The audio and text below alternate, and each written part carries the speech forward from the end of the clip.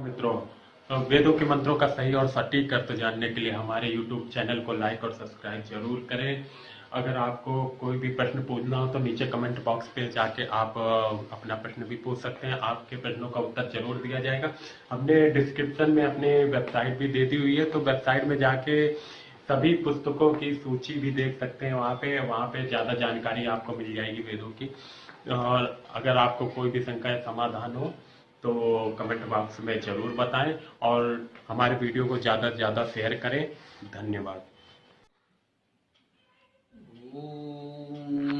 यो असौ आदित्ये पुरुषः सोऽसौ अहम् ॐ खं ब्रह्म। आज हम लोग यजुर्वेद 40वें अध्याय के 5वें मंत्र पर चर्चा करेंगे।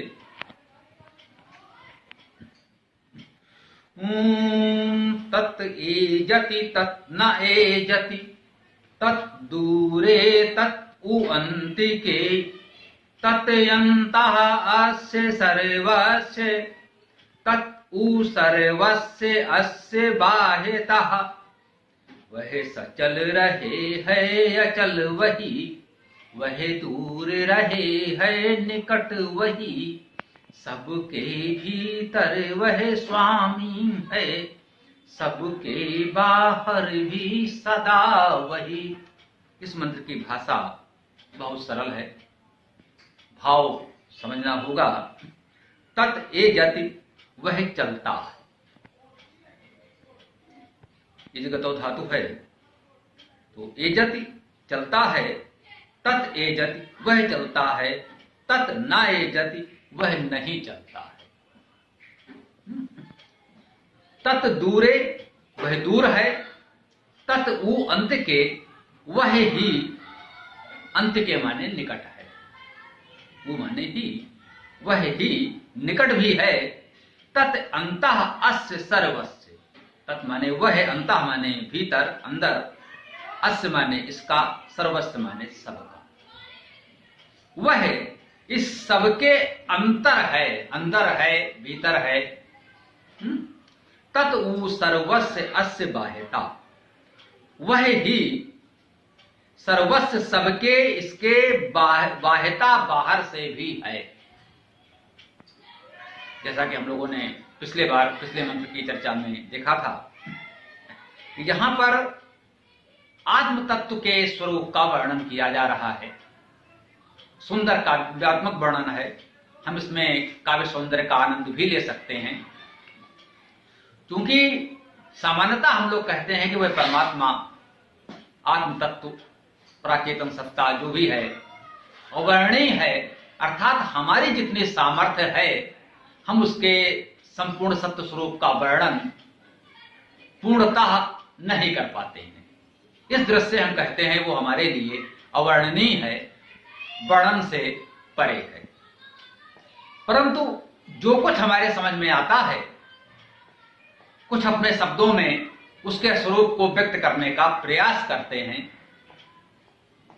इसमें अनेक विरोधाभासों का समुच्चय वो आत्म तत्व है, ऐसा बड़े बड़े मनीषी मानते आए हैं। संसार में जो कुछ भी है सब कुछ वही है, ऐसा हम जानते और मानते हैं।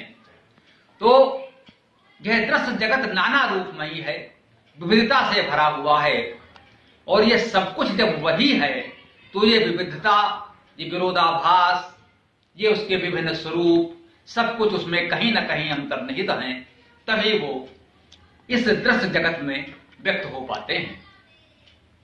इस प्रकार से हम देखते हैं कि वो वास्तव में अनेक प्रकार के विरोधाभासों का समुच्चय भी है, अनेक विभिन्नताओं में विविधताओं में एकता का स्वरूप भी है। विविधता में एकता, यही परमात्मा तत्व है। सृष्टि में जो कुछ है सब में बहुत विभेद अंतर हमको दिखता है, यह सत्य है। लौकिक दृष्टि से, सांसारिक दृष्टि से, व्यवहारिक दृष्टि से ये अंतर है, इसे नकारा नहीं जा सकता। लेकिन जब हम सूक्ष्म दृष्टि से देखते हैं, एक निश्चलता के रूप में जब हम उसे देखने का प्रयास करते हैं, तो हमें लगता है कि हाँ, ये बाहर से दिखने वाले अनेक विभिन्नताओं, विविधताओं, विरोधाभासों के बीच एक ही चेतन सत्ता परमात्मा सर्वत्र व्याप्त है। तो उसी विरोधाभासी स्वरूप को वर्णन करते हुए इस मंत्र में भी हमें बताया जा रहा है, तत् वह आत्म तत्व परमात्मा एजत अर्थात चलता है। कैसे चलता है? ये सृष्टि में, प्रकृति में जो कुछ भी है सब कुछ गतिमान है। हमने वेद के प्रारंभ में देखा था, ऋग्वेद का प्रथम सूक्त अग्नि सूक्त है। अग्नि शब्द अग्निगतो धातु से बनता है। अग्नि का अर्थ ही है गतिशीलता, प्रगति, और वह संपूर्ण सृष्टि में व्याप्त परमात्मा का वेद में सर्वाधिक वर्णित स्वरूप है। तो वो परमात्मा इस दृश्य जगत में प्रकृति के विविध व्यक्त रूपों में सदा सर्वदा गतिमान है। इस सृष्टि में कुछ भी हमें स्थिर नहीं दिखता है। जो प्राकृतिक है वो कहीं ना कहीं गतिमान है। अगर वो गतिमान नहीं होगा, स्थिर होगा, तो स्थिर नहीं रह पाएगा। ये भी अपने आप में एक विरोधाभास है। विरोधाभास का भाव क्या है, ये भी समझना आवश्यक है। विरोधाभास शब्द का अर्थ है विरोध का आभास होना। विरोध है नहीं, वास्तव में वहां कोई विरोध नहीं है, परंतु हमें सहज भाव से, सहज दृष्टि से देखने पर विरोध का आभास होता है। इसे विरोधाभास अलंकार कहते हैं साहित्य में। वास्तव में विरोध नहीं है तो वो बिल्कुल सीधी सही बात, परंतु सहज भाव से देखने में हमें विरोध दिखता है, तब हम उसे विरोधाभास कहते हैं। हमने कहा कि यदि वो गति नहीं करेगा, गतिशील नहीं होगा, स्थिर हो जाएगा, तो स्थिर नहीं रह पाएगा। यदि पृथ्वी अपनी धुरी पर घूमना बंद कर दे, अपने परिक्रमा पथ पर सूर्य की परिक्रमा करना बंद कर दे, तो पृथ्वी स्थिर नहीं रह पाएगी। पृथ्वी समाप्त हो जाएगी, जाने कहां जाकर विनष्ट हो जाए। तो इस गतिशीलता में ही स्थायित्व है, इस गतिशीलता में ही स्थिरता है। जब तक पृथ्वी अपनी धुरी पर घूम रही है, अपने निर्धारित परिक्रमा पथ पर सूर्य की परिक्रमा कर रही है, तब तक पृथ्वी पर स्थायित्व है, तभी तक पृथ्वी का अस्तित्व है, तभी तक हमें पृथ्वी स्थिर प्रतीत होती है, दृढ़ प्रतीत होती है। सहज भाव से हम देखते हैं भाई पृथ्वी स्थिर है, हम पृथ्वी पर गति करते हैं, हम पृथ्वी के सापेक्ष गति करते हैं, तो वो हमारी गति कहलाती है। पृथ्वी अंतरिक्ष में सूर्य की परिक्रमा कर रही है, सूर्य के सापेक्ष, चंद्रमा के सापेक्ष, अन्य ग्रह नक्षत्रों के सापेक्ष पृथ्वी गति कर रही है। इसी प्रकार से चंद्रमा पृथ्वी का परिक्रमण कर रहा है, सूर्य संपूर्ण सौरमंडल के साथ आकाशगंगा की परिक्रमा कर रहा है। सूक्ष्म से विराट तक इस सृष्टि में जो कुछ भी है सब गतिशील है। कुछ भी उस रूप में स्थिर नहीं है कि वो निरपेक्ष रूप से स्थिर हो, अचल हो जाए। अगर वो स्थिरता, वो अचलता आ गई, तो फिर वास्तव में स्थिरता नहीं रह जाएगी, दृढ़ता नहीं रह जाएगी, स्थायित्व नहीं रह जाएगा, सब कुछ समाप्त हो जाएगा। तो चूंकि ये दृश्य जगत, ये सृष्टि उसी परमात्मा का व्यक्त रूप है, अतः हम कहते हैं तत् एजति, वह परमात्मा, वह चेतन सत्ता गतिशील है, वो सदा गतिमान है। तत् न एजति, फिर कहते हैं वह नहीं चलता है। हाँ भाई, इस रूप में चलता है, हमने कहा सृष्टि में सब कुछ गतिमान है, लेकिन वो जो आत्म तत्व है वो नहीं चल रहा है। जो परमात्मा का वो शुद्ध स्वरूप है, जो अपने दिव्य स्वरूप में अवस्थित है, वो कहां चलेगा? क्योंकि वो सर्वत्र व्याप्त है, सर्वव्यापी है, तो किसी एक स्थान से चलकर दूसरे स्थान पर नहीं जा सकता। किसी वस्तु व्यक्ति के किसी स्थान पर जाने का अर्थ है किस स्थान पर वो अभी है, अन्य स्थान पर नहीं है, तब यहां से चलकर वहां जाएगा। जो सदा सर्वत्र व्याप्त है वो एक स्थान से गति करके चल करके कहीं अन्य नहीं पहुंच सकता। ये गति संभव ही नहीं है, क्योंकि परमात्मा सर्वव्यापक है। अगर इस रूप में वो गति करने लगेगा तो सर्वव्यापकता के नियम का उल्लंघन हो जाएगा। इस प्रकार से कहा जाता है कि तत् नाए जति, वह नहीं चलता।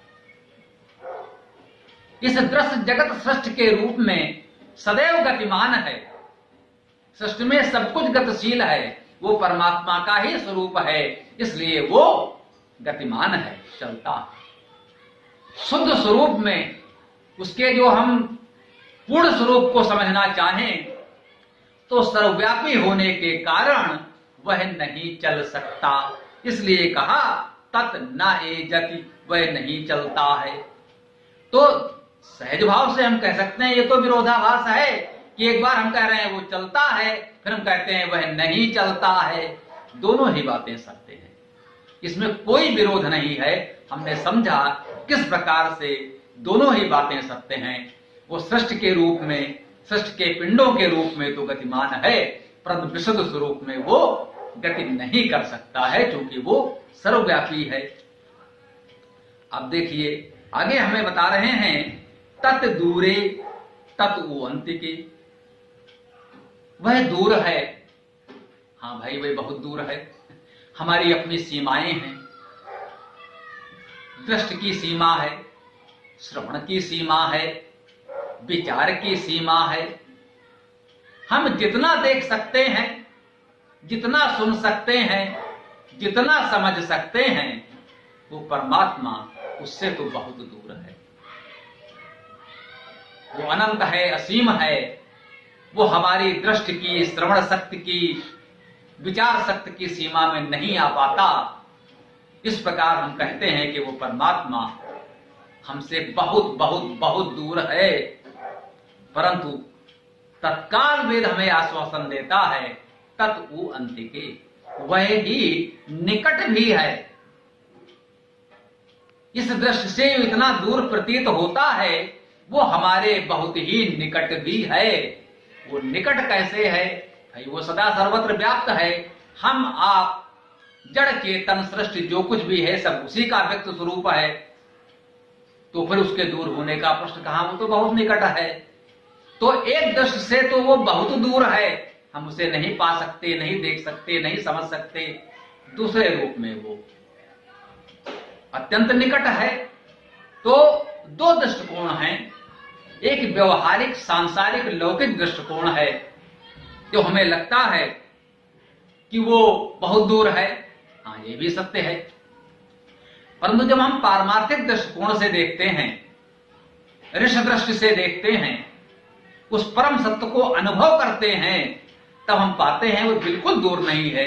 वो सदा हमारे निकट है, हम ही हैं, हम में उसमें कोई अंतर ही नहीं है। तो हमारे पास अत्यंत निकट भी हो जाता है। तो वो इतना निकट है हमारे कि दूरी वहां शून्य हो जाती है। हम बिल्कुल एक हो जाते हैं। तत् वो सर्वस्य अस्य बाह्यता तत् अंता अस्य सर्वस्य। अंतिम चरण में हमको बताया जा रहा है कि तत् अंता अस्य सर्वस्य, वह इस सबके भीतर है। इस सबके जो कुछ सृष्टि है, जो हम आप हैं, हमारे आपके भीतर है, संपूर्ण सृष्टि के भीतर है। वो सदा सर्वत्र व्याप्त सब में समाहित है। क्योंकि इस अध्याय का प्रारंभ भी हमने किया, ईशावास्यम इदं सर्वम, ये सब कुछ उसी ईश्वर से व्याप्त है। जब सब कुछ उसी ईश्वर से व्याप्त है तो वह इस सबके भीतर है, इस सबके अंतर्गत सदैव संव्याप्त है। और केवल भीतर ही है नहीं, सर्वव्यापी होने के कारण तत् सर्वस्य अस्य बाह्यता, वह इस सबके बाहर भी है। वह ही इस सबके बाहर भी है। जो सबके अंतः भीतर व्याप्त है, वही सबके बाहर भी है। हम सदा उसकी गोद में खेल रहे हैं। हम उससे परे नहीं जा सकते, हम उससे अलग नहीं हैं। ये केवल हमारे अनुभव करने की बात है। यदि हम इस सत्य को अनुभव कर लें तो हम पाएंगे हम सदा उस परमपिता परमात्मा के भीतर हैं, हम उसकी गोद में हैं, हम उसके हृदय में हैं। वो तो हमारे हृदय में है, होना ही चाहिए, है ही। अगर हम इसको अनुभव करें तो हम उसके भीतर भी हैं, उसके अंतर भी हैं, उसके हृदय में भी हैं। वो हमारे बाहर चारों तरफ व्याप्त है। वो हम में समाया है और हम उसमें समाये हैं। हम में उसमें कोई भेद नहीं रह जाता है। तो ये बताया गया कि वो परमात्मा लौकिक दृष्टि से हमें कुछ अलग प्रतीत होता है और पारमार्थिक दृष्टि से, परम सत्य की दृष्टि से उसका शुद्ध स्वरूप जो है, भले ही ऊपर से देखने में अलग प्रतीत हो, परंतु मूलतः दोनों ही एक ही हैं।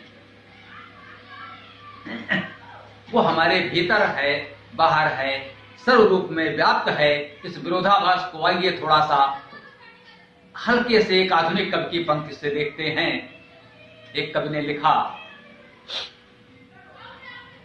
हाथों पे ले रही है वो कुछ बरसात की बूंदें, हाथों पे ले रही है बरसात की बूंदें, आंचल से ढका है मगर सर भीग रहा। इस विरोधाभास को समझने के लिए देखिए, कह रहा है आंचल से ढका है मगर सर भीग रहा है। सर पर आंचल है तो कह सकते हैं साहब सर तो आंचल से ढका है, लेकिन जब बरसात हो रही है तो आंचल से ढका होने के बाद भी सर भीग रहा है। दोनों सत्य हैं, सर ढका भी है और भीग भी रहा है। परमात्मा चलता भी है, नहीं भी चलता है, वो दूर भी है और निकट भी है, वो सबके भीतर भी है और बाहर भी है। परमात्मा की सर्वव्यापकता को बहुत सुंदर तरीके से इन मंत्रों में व्यक्त किया गया। इस मंत्र के इस भाव को, इस चेतना को हम समझें, अनुभव करें तो हमें कभी भी ऐसा नहीं लगेगा कि हम अलग हैं, हम अकेले हैं। जिसका कोई नहीं उसका तो खुदा है यारों। ये हमें भरोसा रखना चाहिए कि हाँ, संसार में सब कुछ हम ही हैं, वही है, हम सब एक हैं भी।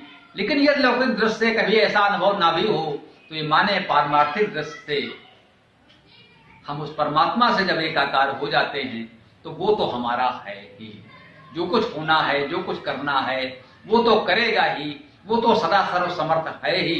सांसारिक दृष्टि से कुछ हमारे अनुकूल हो या ना हो, लेकिन जो वो उचित समझेगा वो तो कर ही देगा, वो तो सर्वसमर्थ है ना। तो इसको कुछ इन शब्दों में व्यक्त करते हैं, इस बात को पूर्णता प्रदान करेंगे। ये सोच के दरिया में मैं कूद पड़ा यारों, यह सोच कर दरिया में मैं कूद पड़ा यारों, वो मुझको बचा लेगा, माहिर है बचाने में। वास्तव में मारने वाला है भगवान, बचाने वाला है भगवान। हमें विश्वास रहे कि हम सब कुछ उसके गोद में खेल रहे हैं, हम सदा सर्वदा उसके संरक्षण में हैं, तो हमें किसी प्रकार का और संसारिक भय करने की आवश्यकता ही नहीं है। वो हमारे लिए जब जो कुछ आवश्यक समझेगा वो कर देगा। हो सकता है हम जो चाहते हैं वो ना हो।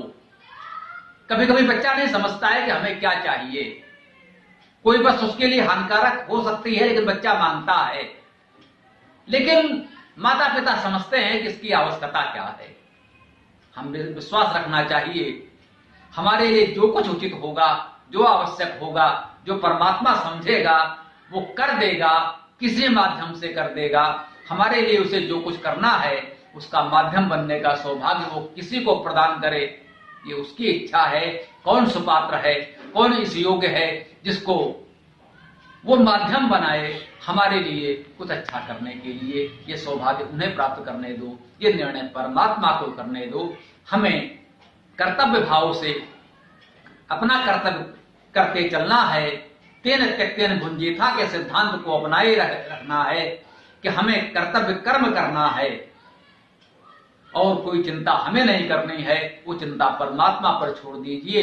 न कर्म लिप्यते नरे, नर में सब कर्म अलिप्त रहें। हमें कोई कर्म लिप्त नहीं होना है, हमें कर्तव्य भाव से अपना कार्य करते रहना है। से सब कुछ परमात्मा की इच्छा पर छोड़ दीजिए। आइए ओम मंत्र हम सब साथ बोलते हैं। ओम यो आसौ आदित्ये पुरुषः सो आसौ अहम् ओम खं ब्रह्म। नमस्कार मित्रों, पूरा वीडियो देखने के लिए आपका बहुत बहुत धन्यवाद। अगर आपको वेदों के विषय में और अधिक जानकारी प्राप्त करनी हो तो हमारे चैनल को लाइक सब्सक्राइब करना ना भूलें और ज्यादा से ज्यादा इसको शेयर करें ताकि वेदों के विषय में जानकारी और लोगों तक पहुंचे। अगर आपको और अधिक जानकारी चाहिए हो तो डिस्क्रिप्शन में हमने अपना मोबाइल नंबर और वेबसाइट और ईमेल आईडी दे दी हुई है। अगर किसी भी विषय में आपको ज्यादा जानकारी प्राप्त करनी हो या कुछ सवाल जवाब करना हो तो उसमें आप अपना सवाल जवाब भेज सकते हैं। धन्यवाद।